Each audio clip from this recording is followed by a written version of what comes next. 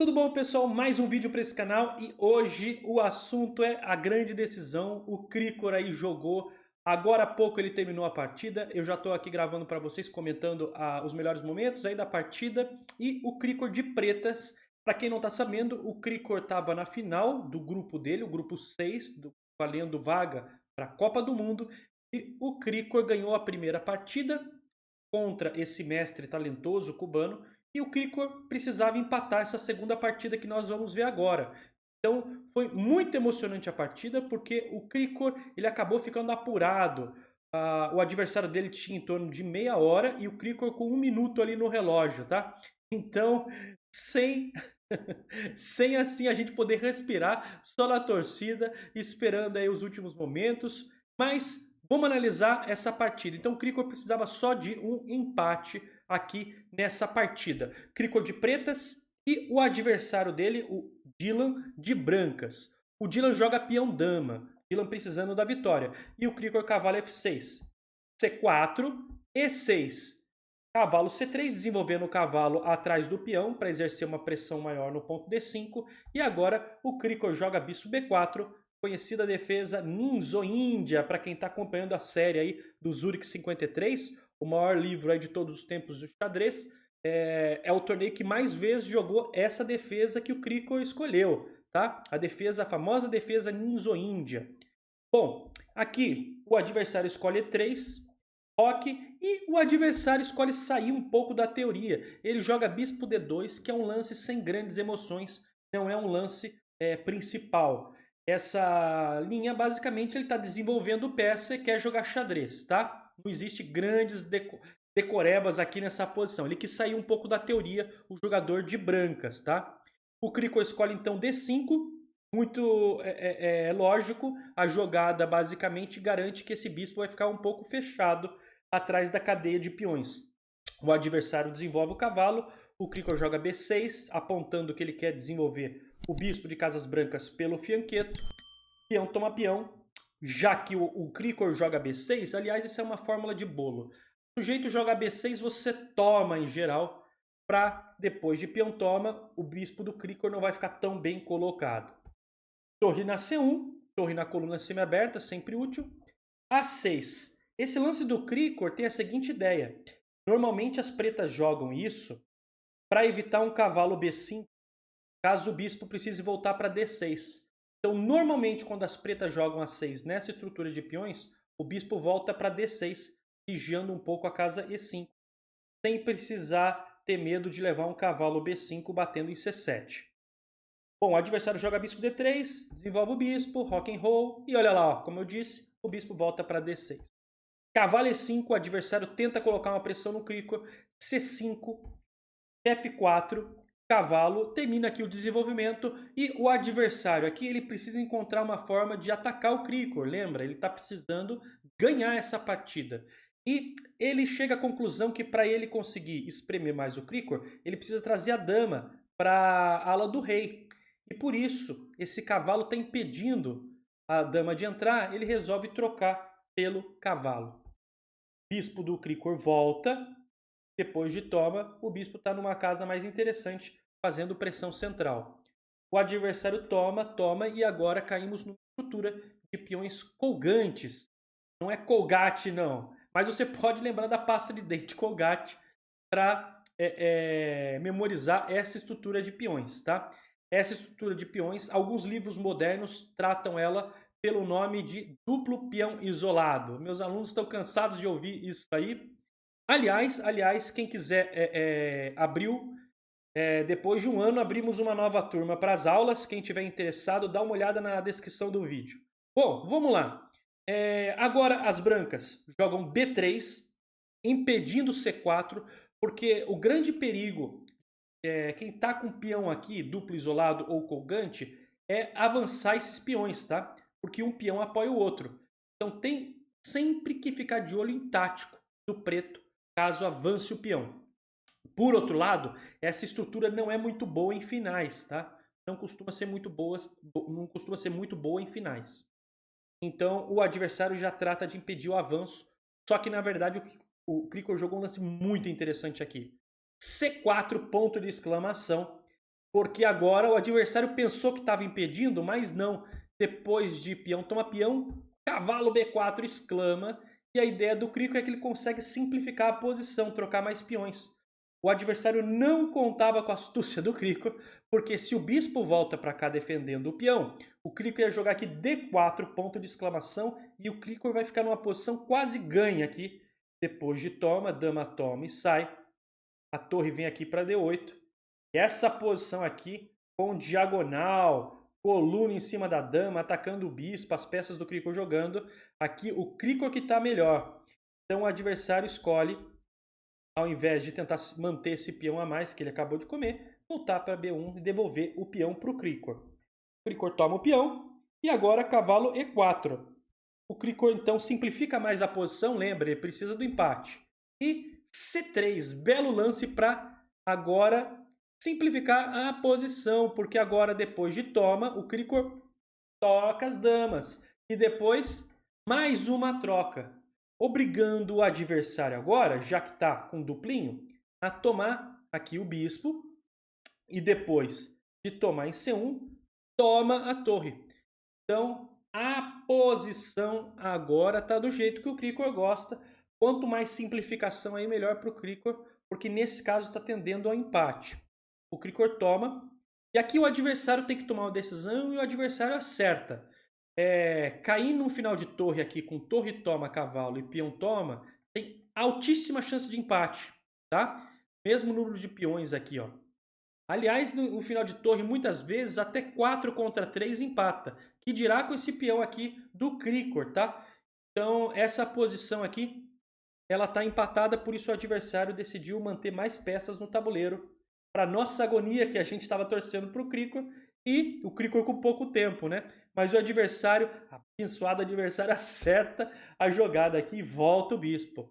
Mantém mais peças. O cavalo do Cricor volta, o adversário traz o rei para o centro, que é uma fórmula de bolo que sempre funciona. Em finais nós devemos centralizar o rei.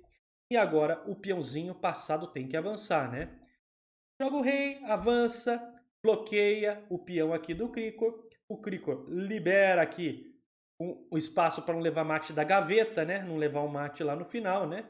Já tem uma casinha para respirar. Pois bem, torre na sétima.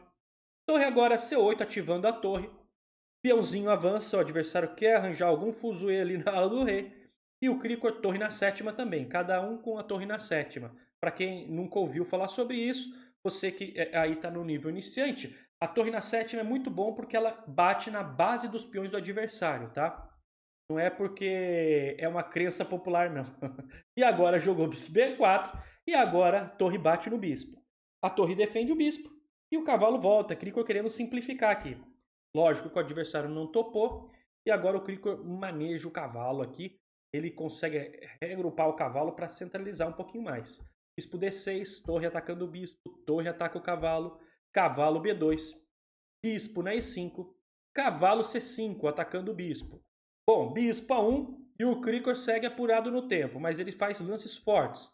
A3, torre cheque, rei sai, G4 defendendo o peão, torre D6, torre A8 e agora F6. Muito bom, bloqueando aqui a ação do bispo.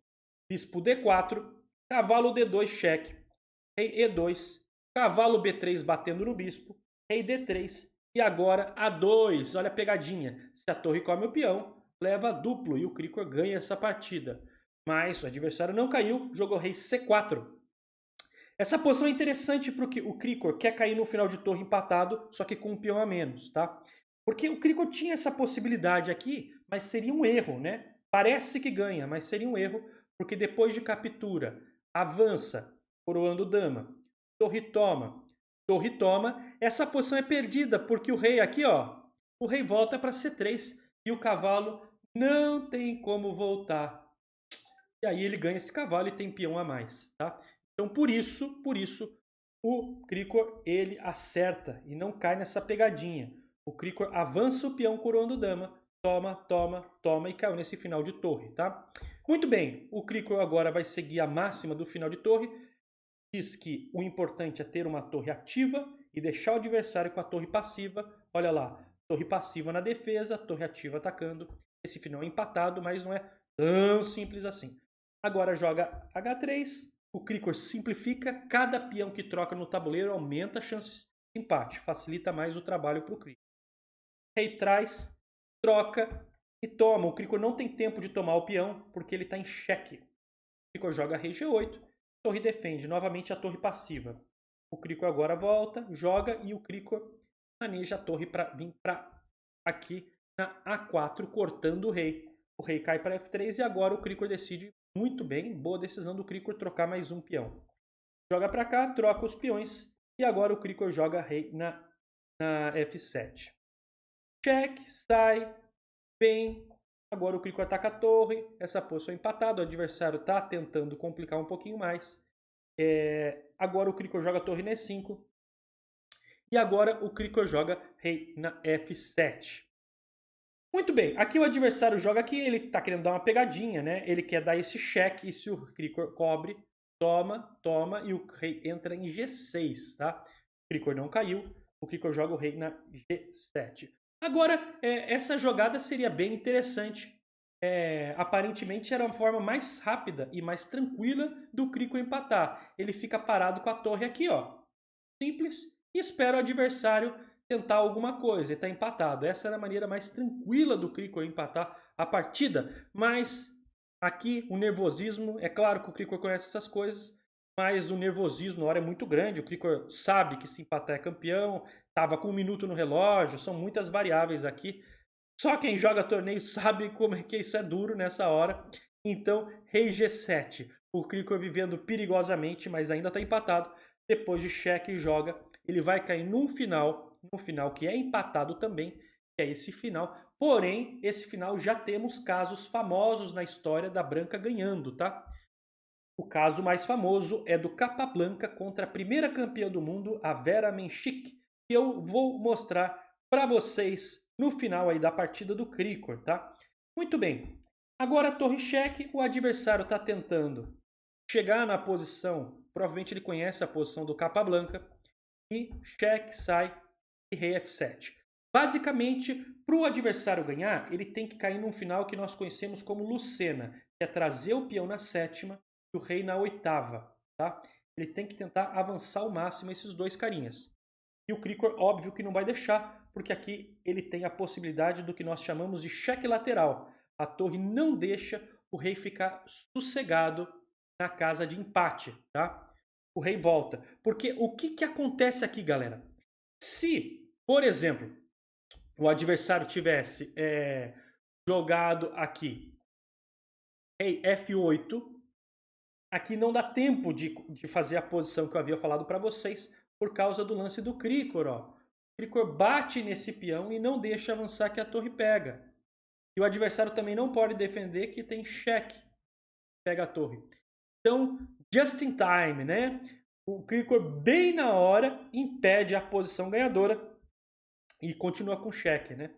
E agora o Krikor volta para cá. Esse que é o lance de quem conhece final, porque ele não deixa, ele mostra para o adversário, ó, meu amigo, aqui na oitava você não chega não. Esse é o lance correto, mais técnico. E agora o rei tenta entrar e agora o Krikor mostrou que conhece o final, ele passa a vez falando, ó, eu não vou dar cheque em você para você entrar na oitava não.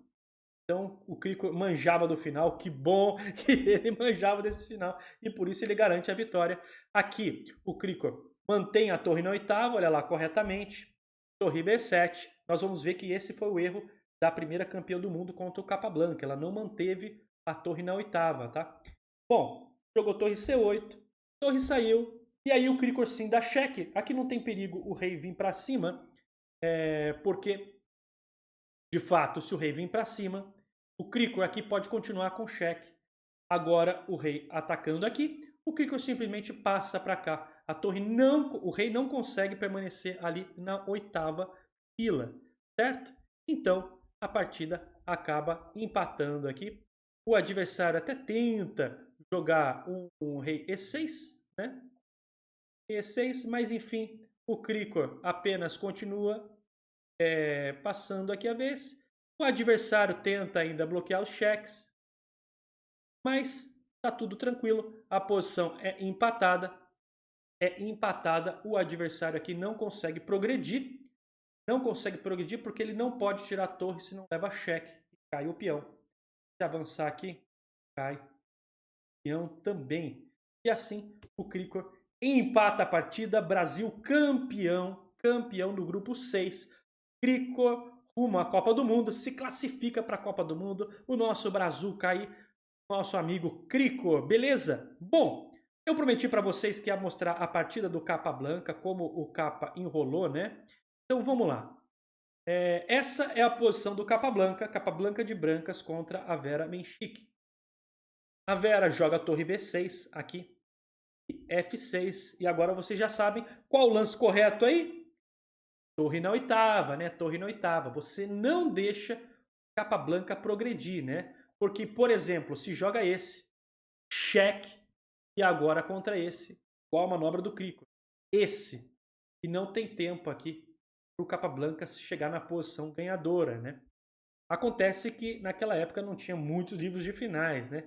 Então a tadinha, né, a primeira campeã do mundo, ela joga torre A6. E o Capablanca erra. O Capablanca também não conhecia esse final. O mais interessante é que o Capablanca vai aprender na hora o final, porque ele vai errar aqui. Aqui essa jogada permite o empate teórico. É só ela jogar a torre A8 que está empatado. E ela joga. O Capablanca volta a torre. E aí o que ela faz?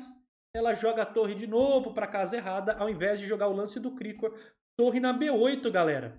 Então ela joga aqui torre A6, só que agora é tarde. Porque agora o Capablanca entendeu como ganha o final. Vamos ver aqui, ó. Capablanca, ponto de exclamação. Ele dá cheque. Ele dá cheque. E agora ele consegue chegar com a posição que eu havia comentado com vocês. O rei lá em cima, o peão aqui. Agora as brancas estão completamente ganhas. Vamos ver como o Capablanca arrematou a posição. A ideia agora é que a torre bloqueia. Quando ataca esse peão, leva esse cheque, jogando o rei para a quina. Agora o Capablanca traz o rei, ameaçando coroar. Mas ele ameaça coroar e esse lance deixa a partida empatada de novo, galera. Por isso que o Bob Fischer não considerava o Capablanca o melhor aí dos finais, igual a turma fala, né? Porque o Capablanca erra de novo esse final. Agora a partida está empatada, mas a Vera Menchik vai errar, tá? Eu já vou falar para vocês que o lance ganhador, ao invés de rei E8, era torre F6. Lance fenomenal, porque agora sim o rei vai sair e não tem como impedir a coroação, né? Não tem como impedir a coroação. Por exemplo, cheque, aí sai. E agora não tem como impedir esta jogada. Capablanca iria, né, se ele acertasse a jogada, só trazer o rei. Legal, galera? Muito bem. E o reizinho depois vai saindo aí. Podia tentar ainda o golpe, né? Podia tentar o golpe. Na verdade, aqui talvez esse seja mais simples mesmo, porque se joga coroa, e se der cheque, o rei vai escapando por aqui, né? Mais simples, mais simples. Porque caso jogue aqui este, você tem que tomar cuidado para não jogar esse e levar esse cheque perdendo a torre, né? Tem ainda esse gorpetinha, mas tranquilo, você joga aqui e ainda tá ganho, né? Também. Volta aqui defendendo a torre. Joga. Essa era... e chega aqui o rei não toma mais cheque. Essa era a maneira de ganhar a partida, tá? O Capa não viu. O Capa não viu. E, opa, cliquei aqui. Deixa eu ver aqui, chega na posição que estava. E o Capa joga aqui, né? Então esse lance, a partida já está empatada. Vamos ver aqui como é que ela conseguiu perder novamente essa partida. Ela joga cheque. E aqui que ela perde, porque bastava ela jogar rei G7. E o estranho é que esse lance não é tão complicado de ver, né? O rei agora segura a casa, está ameaçando dar cheque e tomar o peão, né? Então rei G7 e pronto, a partida empata. Mas aqui ela dá cheque. E depois de rei F6 ela tá em zunguinho, né? Tá zugzwang. Qualquer lance que ela faça, ela perde a partida. Porque se ela mexer aqui, torre E8. E não pode comer que o peão come, né? E vai avançar e coroar. Então a partida aqui tá perdida, ela já abandona. E assim Capablanca ganha. Você viu, né? Quantas emoções aí. Legal, mas o bom é que o nosso Brasil aí ganhou o grupo 6, já está classificado para a Copa do Mundo. Galera, espero que vocês tenham gostado. Se gostaram, dá o joinha e não se esquece de inscrever no canal para a gente trazer sempre conteúdo para vocês, beleza? É isso aí, um abraço.